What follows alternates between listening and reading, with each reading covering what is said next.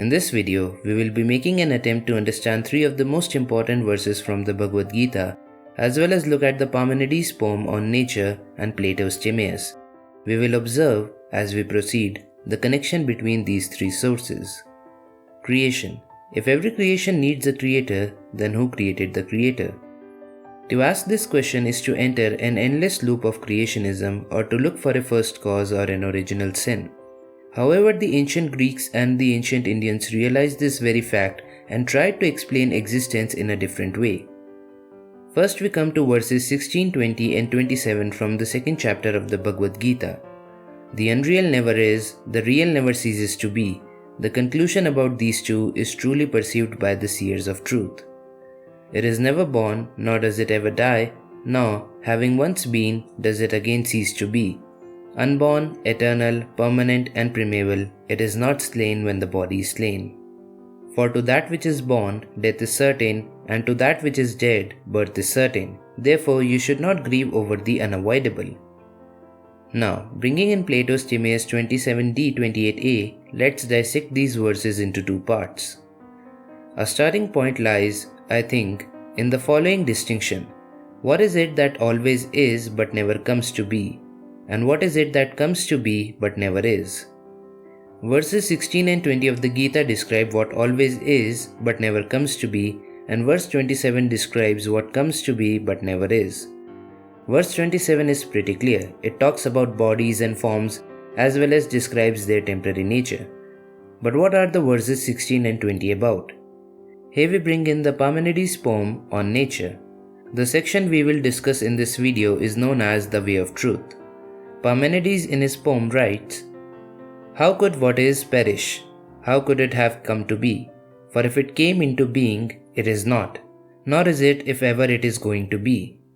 Thus coming into being is extinguished and destruction unknown." The ancient Greeks and Indians considered that all matter is based upon something unmanifest, unchanging and eternal.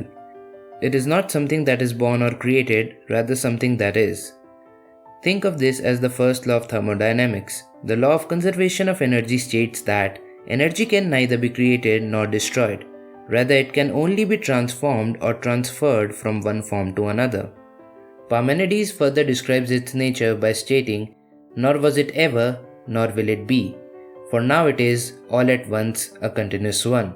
For what kind of origin for it will you look for? In what way and form, what source could it have drawn its increase? I shall not let thee say nor think that it came from what is not. For it can neither be thought nor uttered that what is not is. And, if it came from nothing, what need could have made it arise later rather than sooner? Therefore, must it either be altogether or be not at all." This is perfectly in line with the mentioned three verses of the Bhagavad Gita, and especially the verses 16 and 20. Notice that the title of this section of the Parmenides poem is known as the Way of Truth, and the verse 16 of the Gita states that the conclusion about the real and the unreal is truly perceived by the seers of truth. Parmenides describes it as something with no beginning or an end, implying it is beyond the concept of not only time but also space. For everything in time must have a start point or an end point. Another thing to note here is that this absolute that Parmenides describes can't be the object of empirical knowledge or something to be experienced by the senses. Plato in Timaeus defines it as something that can be grasped by the intellect with the support of a reasoned account. Now that we have given a description of the absolute, let's move towards the relative. The relative is defined by Plato as something that is the object of belief, supported by unreasoning sensation, since it is generated and passes away but never really is. Or what is stated as unreal in the 16th verse of the Bhagavad Gita. Though, it is the verse 27 of Bhagawat that describes the relative for us more clearly. For to that which is born, death is certain, and to that which is dead, birth is certain. Therefore, you should not grieve over the unavoidable. Let's break the verse down. Birth and death are events in time and space, so relative is the realm where laws of time and space function. The Gita describes to us that the absolute is not slain when the body is slain. The psychophysical being is the one that is in the relative realm or in space and time. The psychophysical being is something that is stated in the Gita as unreal, and Plato refers to it as something that comes to be but never is. But here arises the problem. We feel the relative more than the absolute. How can it be unreal then? Now, to understand this concept of the absolute and the relative, we will take up two analogies. Although they are not perfectly analogous, they do help in understanding what is being said. First, let's bring back the first law of thermodynamics. Energy can neither be created nor destroyed. Rather, it can only be transformed or transferred from one form to another. Now, the electricity that is provided to an electrical appliance, like a heater, does not produce any additional energy. Rather, its energy is transformed into heat. From the standpoint of the absolute, there is no change. Energy remains energy. But from the standpoint of relative, a change appears. Another analogy we will take is that of night and day. From the standpoint of Earth, that is, the relative, we observe night and day. But from the standpoint of the sun, that is, the absolute, night and day are not perceived. What this tells us is that the phenomena of night and day is just nominal and not actual.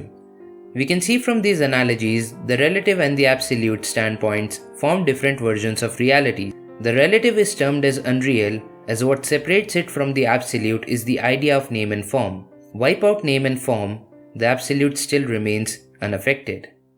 So the relative is, as Plato states, that which comes to be but never is, just like night and day, which appear to us but are not the absolute reality, implying that the absolute is something that transcends the ideas of name and form. So this video was probably a little heavy as we were talking about one of the highest points reached in philosophy and metaphysics. But hey, I hope this video was meaningful for you or at least provided you with a new perspective. If you like this video and want to support more of these, check out the link in the description. Any donation is helpful and genuinely appreciated. If you want me to cover more on these themes, let me know in the comments below. I make videos on metaphysics and philosophy, both Eastern and Western, as well as movies, artworks, books, and other stuff. Thank you for watching.